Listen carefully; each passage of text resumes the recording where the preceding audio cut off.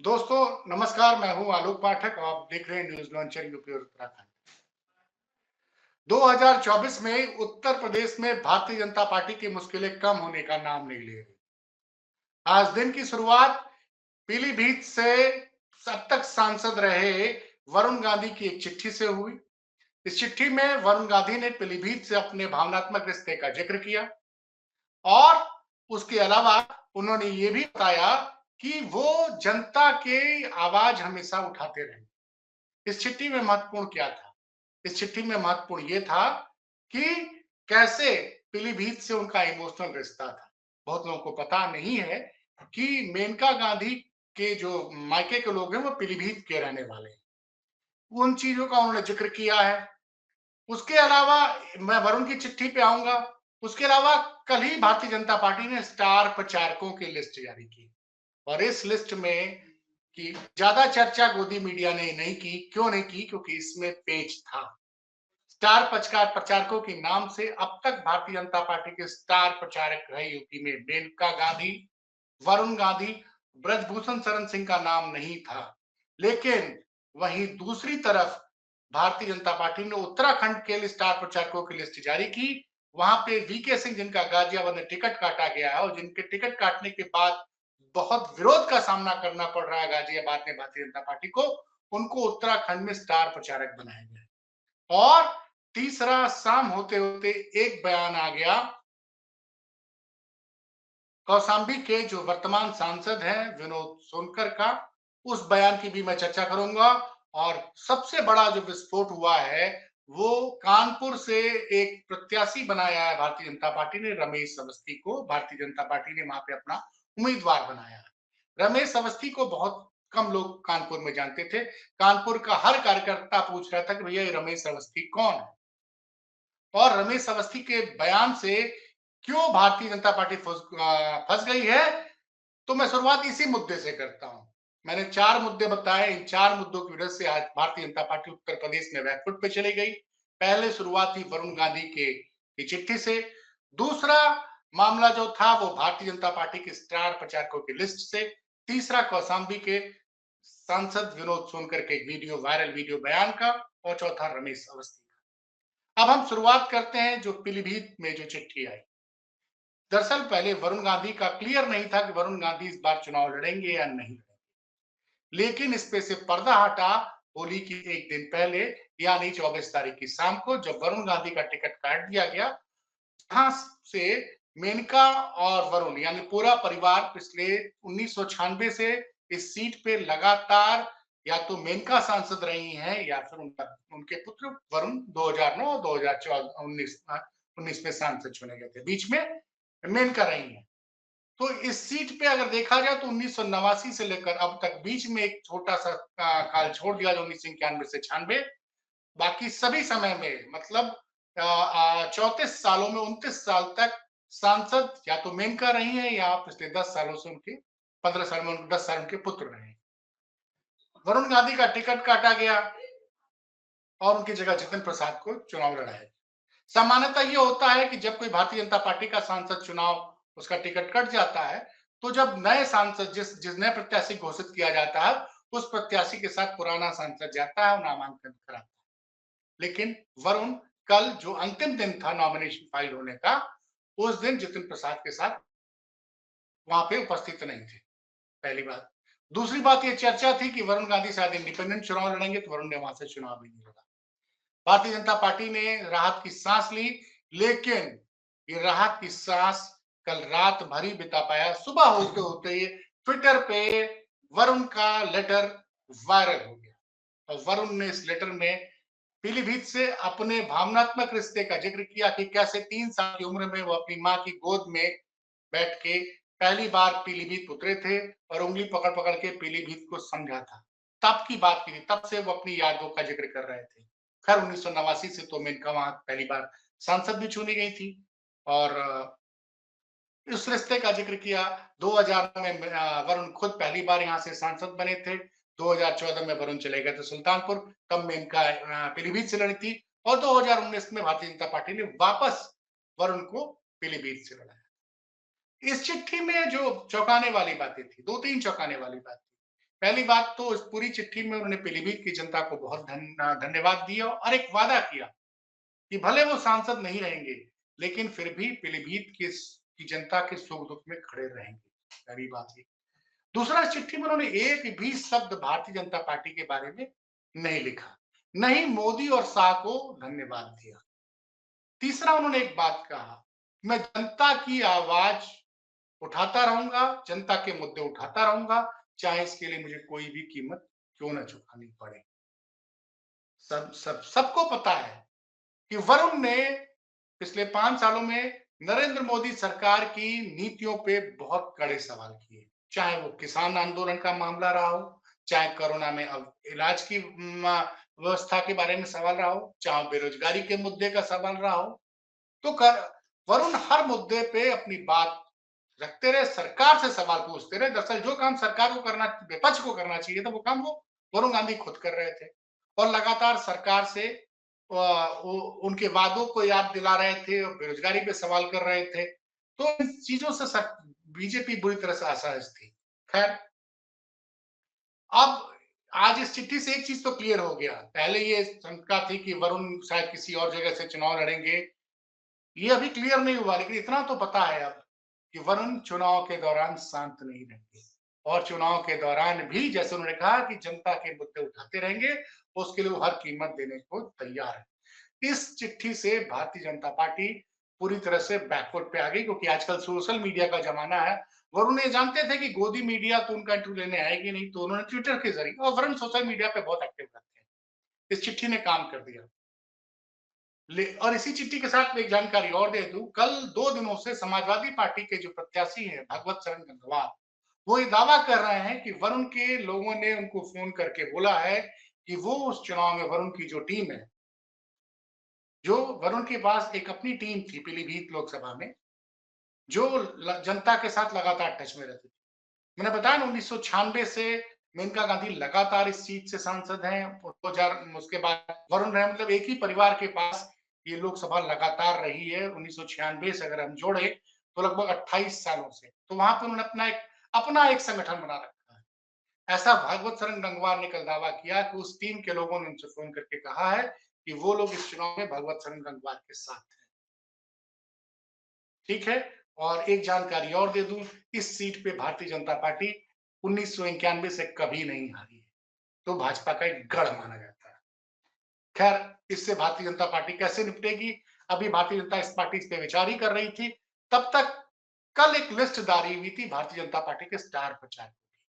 जैसे मैंने शुरू में कहा, उस स्टार प्रचारकों की लिस्ट से यूपी से 3 महत्वपूर्ण नाम काट दिए गए। नाम तो और भी काटे गए हैं, लेकिन 3 ज्यादा महत्वपूर्ण है। अब तक भारतीय जनता पार्टी के स्टार प्रचारक हुआ करते थे वरुण गांधी। वरुण गांधी ने 2009 के चुनाव में भी बड़ी महत्वपूर्ण भूमिका निभाई थी। 2014 में भी स्टार प्रचारक रहे हैं और 2017 में तो वो इतने लोकप्रिय थे कि भारतीय जनता पार्टी के वो संभावित मुख्यमंत्री के रूप में भी कई लोग उनको देखते थे कि उत्तर प्रदेश में अगर भाजपा को बहुमत मिलेगा तो वो मुख्यमंत्री बन सकते हैं। वरुण की साफगोई उत्तर प्रदेश की जनता को बहुत पसंद रही है। इसी वजह से वो किसी भी सीट से लड़े हो, चाहे सुल्तानपुर से लड़े हों, चाहे वो पीलीभीत से, वो हमेशा चुनाव जीतते रहे। तो उस लिस्ट से एक तो वरुण गांधी का नाम नहीं है। आश्चर्यजनक रूप से मेनका गांधी का नाम तो है एज ए प्रत्याशी सुल्तानपुर से, लेकिन उनका नाम नहीं है। तीसरा जो बड़ा सबसे चौंकाने वाला नाम है ब्रजभूषण शरण सिंह। ब्रजभूषण शरण सिंह भारतीय जनता पार्टी के एक बहुत मजबूत स्तंभ हैं। अयोध्या और आसपास के जिलों में उनका बड़ा अच्छा खासा प्रभाव माना जाता है। उनकी सीट पे अभी प्रत्याशी नहीं घोषित हुआ है। भारतीय जनता पार्टी ब्रजभूषण शरण सिंह के मामले में अभी तक फैसला नहीं ले पाई है। दरअसल हरियाणा की महिला पहलवानों ने उनके ऊपर यौन शोषण का आरोप लगाया, उस पर बड़ा जबरदस्त आंदोलन किया था, पूरे देश ने उस आंदोलन को देखा था। लेकिन उसमें जांच हुई और जांच के बाद मुकदमा है चल रहा है, पुलिस अपनी चार्जशीट दाखिल कर चुकी है, उसमें कोई फैसला नहीं आया। उसी मुकदमे के चलते ब्रजभूषण शरण सिंह ने कुश्ती संघ के अध्यक्ष से इस्तीफा दिया था और लेकिन अभी उसमें कोई मतलब कोई भी कोर्ट का कोई फैसला आया नहीं, तो उसमें भी वो दोषी नहीं माने जा सकते। लेकिन भारतीय जनता पार्टी जिस सीट पे ब्रजभूषण शरण सिंह लगातार चुनाव जीतते रहे हैं, वहां पे अपना प्रत्याशी उनको घोषित नहीं कर पाई। पहली बात तो ये, कैसरगंज की सीट पे भी फैसला नहीं हुआ। दूसरी बात, उनको स्टार प्रचारकों की नाम लिस्ट से उनका नाम हटा दिया गया। तो इसका क्या माना जाए? इसको ये माना जाए कि क्या उनको टिकट नहीं मिलेगा? लेकिन मेनका गांधी चूंकि सुल्तानपुर से चुनाव लड़ रही हैं और मेनका गांधी स्टार प्रचारक नहीं है। यहां मैं ये बताना चाहूंगा, ब्रजभूषण शरण सिंह की जो अहमियत है वो भारतीय जनता पार्टी को कम से कम 5 से 6 सीटों का नुकसान पहुंचा सकती है। तो देखने वाली बात ये होगी कि स्टार प्रचारकों की लिस्ट से तो नाम भारतीय जनता पार्टी ने काट दिया है, क्या भाजपा वास्तव में उनका टिकट काटने की हिम्मत दिखा पाएगी? अभी ब्रजभूषण शरण सिंह के लोकसभा क्षेत्र में नॉमिनेशन फाइल करने में 20 से 22 दिन का समय बाकी है। तो लेकिन भाजपा वहां पे, दूसरी तरफ श्रावस्ती के जो कौशाम्बी के जो वर्तमान सांसद हैं, उनका एक बयान वायरल हुआ है। वो बयान आप जरा, मैं कंट्रोल रूम से कहूंगा कि वो सुन लें। और मैं बड़े अदब के साथ, बड़े निवेदन के साथ कहना चाहता हूं, भारत भूमि पर केवल खटिक ऐसी जाति है जिसने अपना धर्म नहीं परिवर्तन किया बल्कि सुअर पालना स्वीकार किया।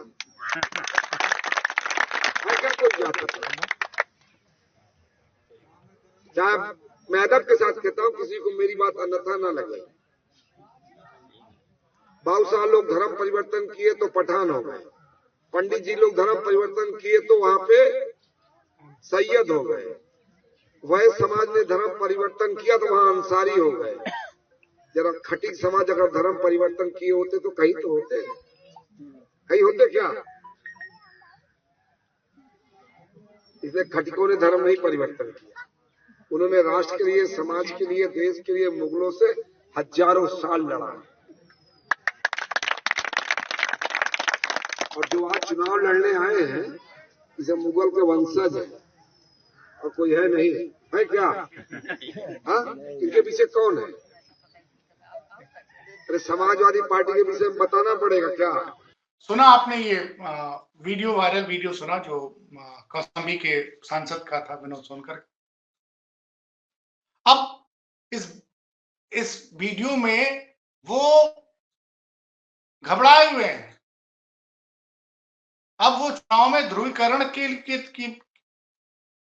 की बात कोशिश कर रहे हैं। दरअसल इतना विवादास्पद बयान उन्होंने दिया है कि सिर्फ वो बता रहे हैं कि भैया कौन कौन से लोग हैं हिंदू धर्म, हिंदू जाति के, जो डर के मारे वो कन्वर्ट हो गए, और कन्वर्ट होके क्या बने ये भी बता रहे हैं कि मुगलों की वजह से तब ब्राह्मण जाति डरी नहीं, ब्राह्मण जाति के कुछ लोग डर गए और वो कन्वर्ट होके सैयद बन गए। और राजपूतों को बताने कि राजपूत लोग, ये लोग उसमें कुछ राजपूत बिरादरी के लोग कन्वर्ट होके पठान बन गए, और बनिया लोग कुछ कन्वर्ट होके अंसारी बन गए। तो ये एक अजीबोगरीब बयान है। मुगलों को आए हुए, मुगल आए थे 1525 के आसपास। क्या इनके पास डाटा है कि 10 पुश्त पहले, 11 पुश्त पहले जो आदमी मुसलमान बना था वो उस वक्त क्या था? क्योंकि आपको डर लग रहा है और आप जो भी विपक्ष से आ रहा है उसको मुगलों की औलाद बता रहे हैं कि विपक्ष से। भाई विपक्ष, मुगलों की जो औलाद है या जो भी है वो तो इस देश के निवासी है। आप मुद्दों की बात कीजिए ना कि बतौर सांसद आपने किया क्या है। क्योंकि कौशाम्बी में विधानसभा चुनाव हुए थे 2022 में, सारी की सारी सीटें भारतीय जनता पार्टी हार गई थी। विनोद सोनकर जी ये तो बता नहीं पा रहे हैं कि 5 साल जब वो सांसद रहे तो कितना उद्योग ले आए कौशाम्बी में, सड़कों का क्या हाल है, कौन सा वर्ल्ड क्लास हॉस्पिटल खुला है, कितने लोगों को रोजगार मिला। तो कि ये मुद्दा है नहीं, तो वो ध्रुवीकरण की कोशिश कि कैसे चुनाव को हिंदू और मुस्लिम बनाया जाए और जनता को असली मुद्दों से भटकाया जाए। खैर, ये वीडियो वायरल हो गया है, व्हाट्सएप पे खूब चल रहा है। गोदी मीडिया इसकी चर्चा करेगा नहीं, तो खैर ये वीडियो हमने आपको इसलिए दिखा दिया। अब आते हैं जो चौथी प्रॉब्लम आई है भारतीय जनता पार्टी की, जिसका मैंने शुरू में जिक्र किया था। भारतीय जनता पार्टी कानपुर में लगातार चुनाव जीत रही है। 2014 में जीती, 2019 में जीती, और हर बार वो एक बाहरी प्रत्याशी लेके आई। जैसे 2014 में वो मुरली मनोहर जोशी को लेके आए, जो पहले इलाहाबाद से भारतीय जनता पार्टी के सांसद हुआ। कानपुर की जनता ने उनको स्वीकार किया, उनको जिताया। फिर 2019 में सत्यदेव पचौरी को लाया गया। इस बार क्या होता है, जिस दिन टिकट आना होता है उसके 2 घंटे पहले सद्दे पचौरी ये जिद करते हैं कि मैं चुनाव नहीं लड़ना चाहता, और अचानक से रमेश अवस्थी का नाम आता है, रमेश अवस्थी को प्रत्याशी बना दिया। अब रमेश अवस्थी जब प्रत्याशी बने तो उस दिन 24 तारीख की रात, होली के पहले की रात से सारा आदमी पूछ रहे थे रमेश अवस्थी है कौन, कोई जानता ही नहीं था। मतलब भारतीय जनता पार्टी के कार्यकर्ता तक नहीं जानते थे।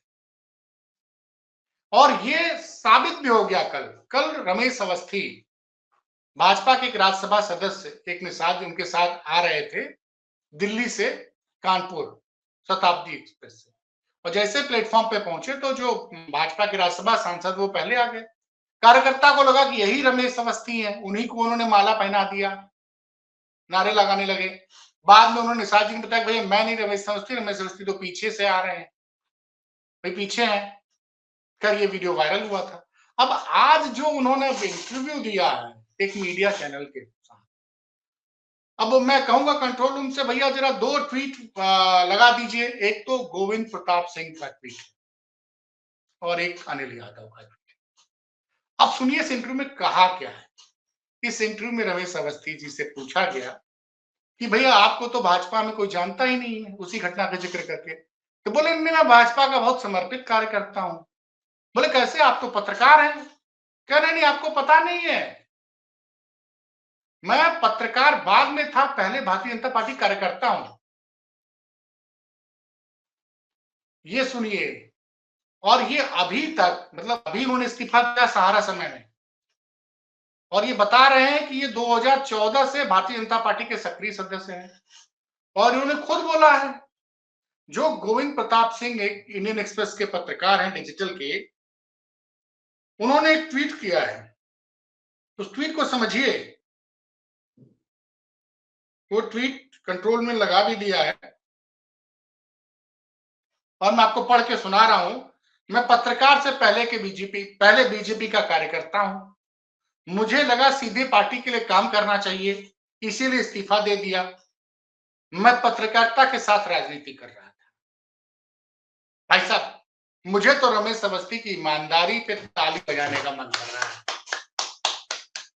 ये आदमी मर्द है भाई साहब, ये स्वीकार कर रहा है कि पत्रकार बाद में था और ये भाजपा का कार्यकर्ता था। कम से कम रमेश अवस्थी को कोई जाने ना जाने, लेकिन इस ईमानदारी के लिए, इस जैसे कंगना रनौत ने कहा चुनाव में टिकट मिलने के बाद कि मैं यहाँ चुनाव अपने काम पे थोड़ी जीतूंगी, मैं तो मोदी जी के काम और मोदी जी की वजह से जीतूंगी। ये जो 2 टिकट भारतीय जनता पार्टी ने दी, क्या गजब के ईमानदार लोग हैं। अब अगर आदमी आम जनता मीडिया चैनलों को गोदी मीडिया कहती तो क्या गलत कहती है। आज रमेश अवस्थी ने तो साफ कह दिया, मैं पत्रकार बाद में था, पहले मैं भारतीय जनता पार्टी कार्यकर्ता था, 10 साल से भारतीय जनता पार्टी के लिए काम कर रहा हूं। लेकिन इसी पे तंज कसा है, इसी पे तंज कसा है एक अनिल यादव, एक पत्रकार है। अनिल यादव वो पत्रकार हैं जिससे डरती है सरकार, डरती है सरकार। लखनऊ में बैठी सरकार अनिल यादव से डरती है। लेकिन अनिल यादव है भैया, उनकी नौकरी खा गए न्यूज नेशन से लोग, डंके की चोट पर अगले ने दिखा दिया। लिखा वो ट्वीट, कंट्रोल रूम से कहूंगा कि जरा ट्वीट लगा दीजिए, क्या तंज मारा अनिल भाई ने। कानपुर से रमेश अवस्थी को बीजेपी ने टिकट दिया है। रमेश अवस्थी पत्रकार थे, लेकिन इस बात को इंटरव्यू में रमेश अवस्थी कह रहे मैं पत्रकार से पहले बीजेपी का कार्यकर्ता हूं। अभी मीडिया में कितने पत्रकार हैं जो बीजेपी कार्यकर्ता के रूप में काम कर रहे हैं। सवाल पूछा है कि रमेश अवस्थी की तरह और कितने पत्रकार हैं जो भाजपा के लिए काम करते हैं। मैं रमेश अवस्थी का, मैं अनिल यादव चाहे जो भी कहे, मैं रमेश अवस्थी की ईमानदारी को मेरा सलाम है भाई साहब। बंदे में हिम्मत है, कह दिया है कि वो पत्रकार बाद में था, पहले भाजपा का एजेंट हूं। और अंत में जो उन्होंने लाइनें यूज की हैं आप सब जानते हैं। अनिल भाई जो लिखते हैं, मैं फिर से ट्वीट कर रहा हूं कि अभी मीडिया में कितने पत्रकार हैं बीजेपी कार्यकर्ता पे काम कर रहे हैं, गुल्लू तिवारी भाईजान के अलावा। गुल्लू कौन है सब जानते हैं, गुल्लू कौन है और तिहाड़ी चौधरी किसको कहते हैं सब जानते हैं, मुझसे मत खुलवाइए। लेकिन ये बयान, ये ईमानदारी, रमेश अवस्थी की ईमानदारी, ये भारतीय जनता पार्टी को अब उसको जवाब देते नहीं बनेगा, क्योंकि ये सोशल मीडिया का जमाना है। अब वो अच्छा सुनिए, वो इंटरव्यू भी किसको दिया है? वो इंटरव्यू उस चैनल को दिया है जिसके मालिक तारीफों, मतलब मोदी जी को बुलाते हैं और उनकी तारीफों में एकदम गिर जाते हैं, जैसे लगता है वो प्रवचन देते हैं। और मुझे आज मैं पब्लिक के फोरम पे कह रहा हूं, उस ग्रुप में मैंने 14 साल काम किया है। पहले मुझे लगता था कि हमारे जो चेयरमैन है ना, बड़े संत टाइप के आदमी है, मतलब बड़े मजबूत इरादों वाले। लेकिन अब जो उनका रूप देख रहा हूं, जो इंडिया टुडे इमरजेंसी में इंदिरा गांधी के जमाने नहीं झुकी, जो डिफेमेशन बिल में राजीव गांधी के जमाने नहीं झुकी, वो क्यों ऐसे कर रही है? खरे तो वो उसका जवाब अरुणपुरी को देना होगा। लेकिन ये इंटरव्यू जो चल गया है, ये आज तक पे चला है। अब उसका लोगों ने वीडियो डाउनलोड कर दिया, उसको डिलीट भी कर दे तो क्या फर्क पड़ता है? ट्विटर और व्हाट्सएप पे खूब चलता है। तो दरअसल आज मैंने कहा ना, भारतीय जनता पार्टी दावे तो बहुत कर रही है, लेकिन सुबह से एक तो पहले वरुण गांधी की चिट्ठी, फिर बाद में स्टार प्रचारकों की लिस्ट से विभूषण शरण सिंह, मेनका गांधी, वरुण गांधी का नाम कटना, फिर कौशाम्बी के सांसद विनोद सोनकर का बयान, और शाम होते होते रमेश अवस्थी की स्वीकारोक्ति कि मैं पत्रकार से पहले एक भारतीय जनता पार्टी का कार्यकर्ता। बैकफुट पे है भाजपा, दावा है 80 पे 80 का, लेकिन पहले दौर का नॉमिनेशन कंप्लीट हो चुका है। अभी तक उत्तर प्रदेश में 80 में 80 सीटें का दावा करने वाली भारतीय जनता पार्टी 12 प्रत्याशी नहीं फाइनल कर पाई है। ये है भाजपा की हकीकत। खैर, नतीजा क्या आएगा तो 4 जून को पता चलेगा। मैं यूपी से जुड़ी हर खबर इलेक्शंस पे हर रोज आपको जो भी घटनाक्रम होगा, जिन खबरों की वजह से उत्तर प्रदेश में चुनावी टेम्परेचर तय हुआ है, उन घटनाओं का रोज आपको रात को जिक्र इसी तरह से करूंगा। आप सबसे अनुरोध है, न्यूज लॉन्चर के इस यूपी चैनल को सब्सक्राइब कीजिए, शेयर कीजिए और कमेंट बॉक्स में आके कमेंट जरूर दीजिए। ज्यादातर कमेंट मैं खुद पढ़ता हूं। धन्यवाद।